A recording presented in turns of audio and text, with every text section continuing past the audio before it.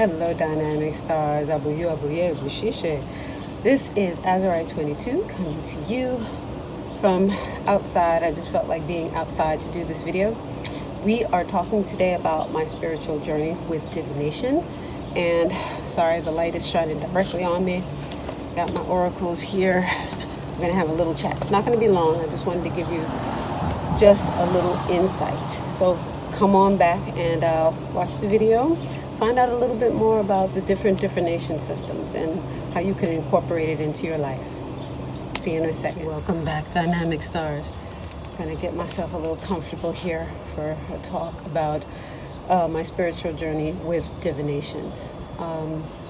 So I was getting myself together, bringing all this stuff to set myself up out here, and I have a whole thing where I keep my oracle cards in a white cloth, as you see. And some of them fell. And it's curious. I got this card. Hope that makes sense. It's clear. And then I got this card. So the goddess card is Eve, and the rune card is Pethro.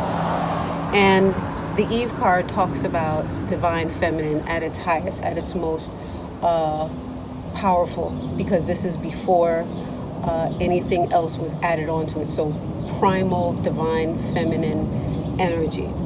And then Pethro talks about, the rune Pethro talks about the mysterious, casting of lots, divination tools, exactly what we're talking about today. So the interpretation that I received, and this is these are oracles that I use specifically for Hecate. Hecate was letting me know that this video did need to be done. I'm right on point, I'm on track with it. And the focus of this video, because of this reading that jumped out completely, is that I need to focus on not so much divine energy, but the energy of the water within our beings, because that wateriness is receptivity. And we need to be receptive to utilizing some divine tools to help us uncover what is not known, because that's also the meaning of Pethro. Revealing things that you need to know that you don't know. And you do that through casting of lots, through divination. And I'm not going to go into a whole big history, but casting of lots, divination, whatever system you want to call it, has been around for thousands of years. Goes back to, of course, the ancient Egypt times, Celtic times. In every tradition, Asiatic cultures, Chinese culture, there is a way to communicate with the unknown, the unseen. So for me, my journey with divination began in my early 20s. I would say that I had heard things, but I didn't really understand what I was hearing. So I ignored it. I'm a kid. I want to party. I had a good job. I went out every weekend. I had 40 pairs of shoes to match my outfits. I was that kid, that girl. And one day, I don't know, just thought came upon me to go get some tarot decks. And I think it was because I was dabbling at that time with trans-channeling, the whole New Age movement. I actually have a picture with Wayne Dyer, motivational speaker, Ibaye, Wayne Dyer. He's no longer with us. And I guess all of that was percolating in my head. So when I got this impulse to get tarot cards, I did. And then I got a book, spend a little bit of money, because back then, $40, $50 was a lot of money. It's 20 years ago. But I did it, and I was playing with it, and some of the things that I got was pretty interesting, pretty accurate. So a friend of mine had come over, and I said, I'm playing with this thing. Let me go with this, right? Let's do a reading for you. He was game, and we did the reading, and all I remember, was him being really, really straight-faced, poker face. It was like, that is like really accurate, insanely accurate or, something along those lines. And coming from him, this is a person that doesn't fake the funk. He's straightforward, he doesn't go for the woo-woo, if you will.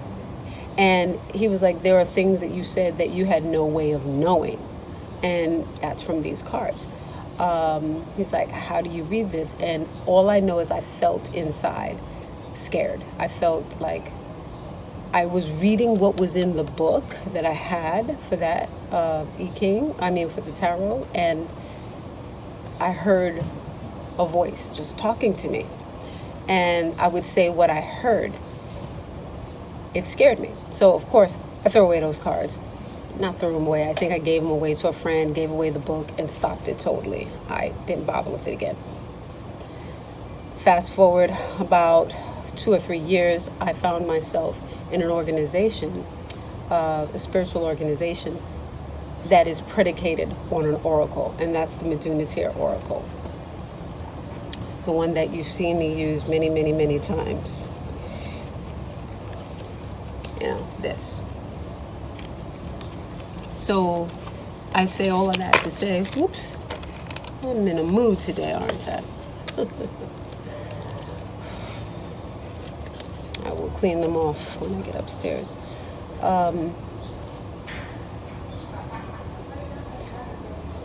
This changed my life. This oracle deck changed my entire complete life.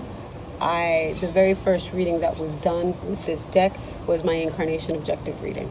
And that is the reading that you do before you do anything else when you come to an oracle system, a divination system, because the information you're going to get from this reading sets the foundation for the rest of your life. Remember how I got that reading before I came down?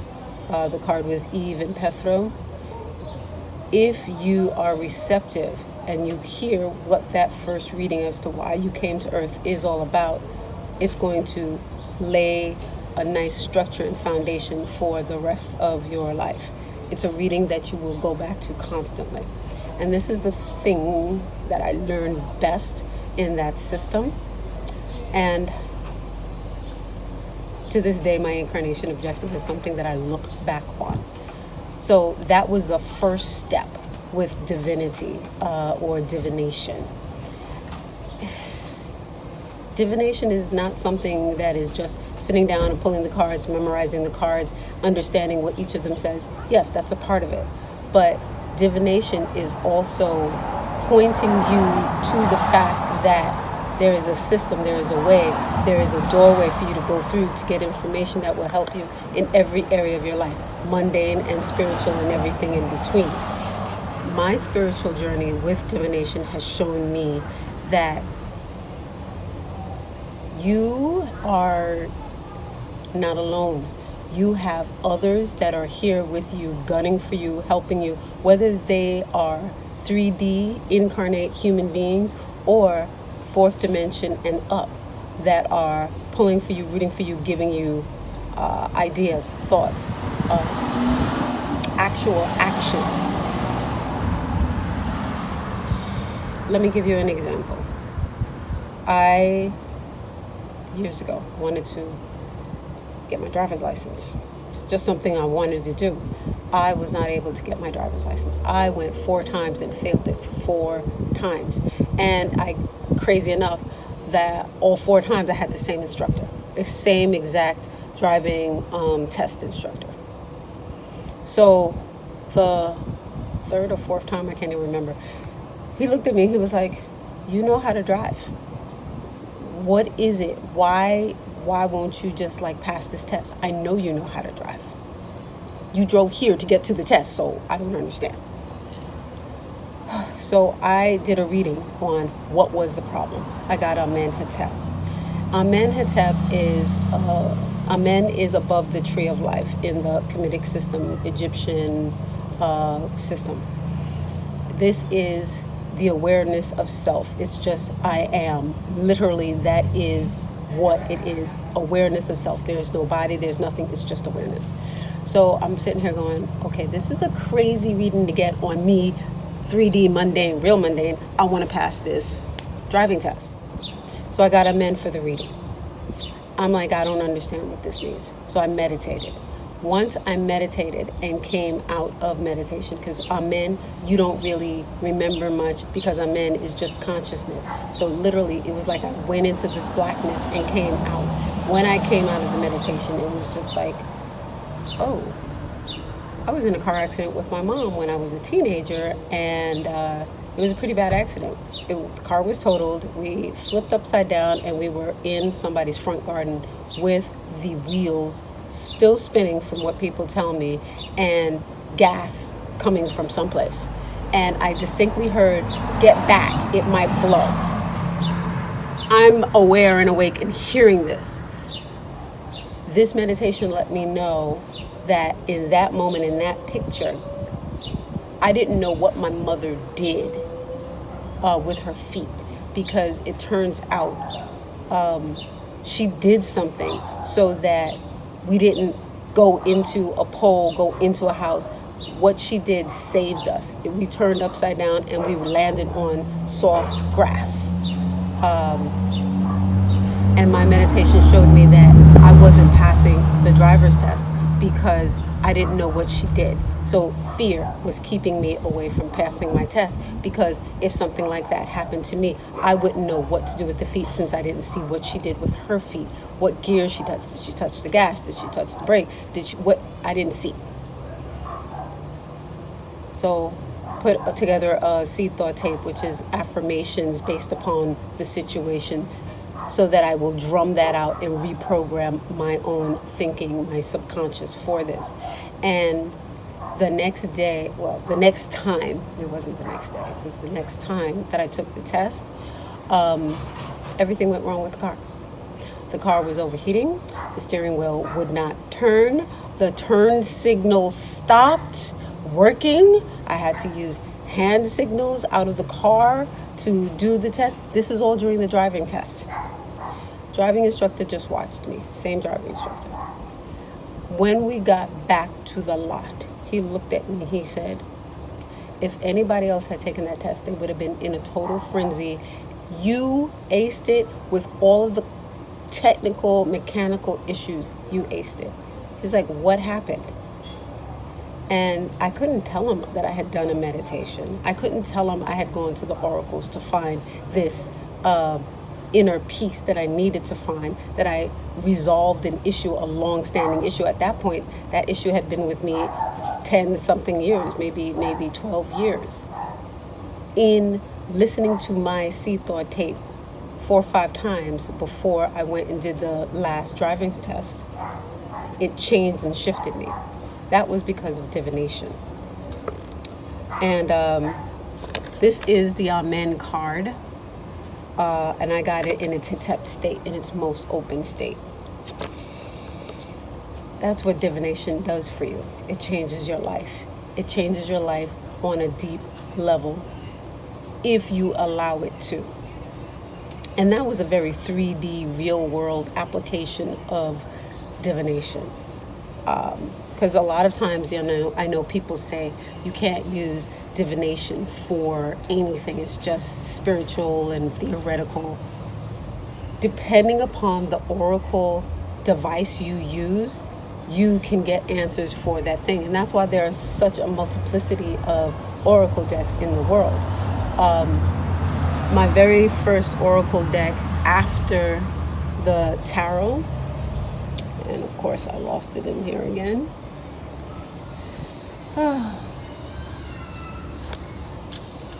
Were these little itty Lenormand decks. This is an actual, it's called Lenormand. It's sort of like a tarot, but not exactly. It comes from France, came about in the 1800s. And it was this was my first deck or second deck after the tarot. Now, I didn't go searching for this. This deck I found at one of these thrift kind of places. Back in the day, they used to have this thing in Park Slope where it was a recycling center, they called it. So you could only sell vintage items in this place. I saw this sitting on somebody's table, and it says fortune telling playing cards. I hope you can see that. I was like, oh, this is cool. Authentic reproduction of famous 19th century deck in full color with complete instructions. And I went, tried to use them. It made no freaking sense to me. But I couldn't throw them away. Every single move I made, I thought about it, couldn't throw this away. Went through the whole spiritual organization that I was a part of for 12 years, could not throw these away. Crazy, right? They just were thrown in my stuff. And then I came to maybe 3 years ago when I became initiated as a Yoruba priest, and I couldn't stop thinking about these. I came back to them, tried to understand them. Didn't make too much sense. It made more sense, but it didn't feel comfortable. So something said, look to see if there's another version of this Lenormand. And I did. That one I loved. That one you guys have seen me use before. Those are the small cards also. Excuse me, I'm digging through here because there's so many cards. I have several decks now. And it's a smaller deck. Still on the smaller side. These are a little bigger. But these have more modern references. As you see, I use them a lot. They're bent. I love them. Why do I say all of that? Because Spirit wanted me to do divination, and they wanted me to have a reminder, something to latch onto, so that when I was ready, I would understand that they had been with me and were patiently waiting for me to catch up to where they wanted me to be. So a hidden truth in all of this in divination is that it's not really about the cards. It's not really about the pennies, the cowries, the ikin that you use. It is about your connection to Spirit. It is a way for you to connect and stay in connection, because there are times when I will feel drawn to go and do a reading. And that's because the Spirit that works with me with that Oracle system, that divination system, has something to share, has something to say. So that's important for you to know.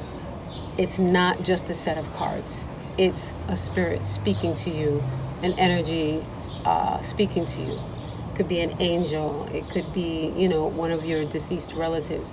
It could be your ancestors far flung back. From my experience, there are energies for each of your different cards. And there is a spirit or spirits that work to give you information through the cards. And no matter what you do, you should sit down and really work with, or just sit down with your spirits. A few minutes a day, a few minutes every other day. Pick one day a week, something where you're communing with them so that you're in connection.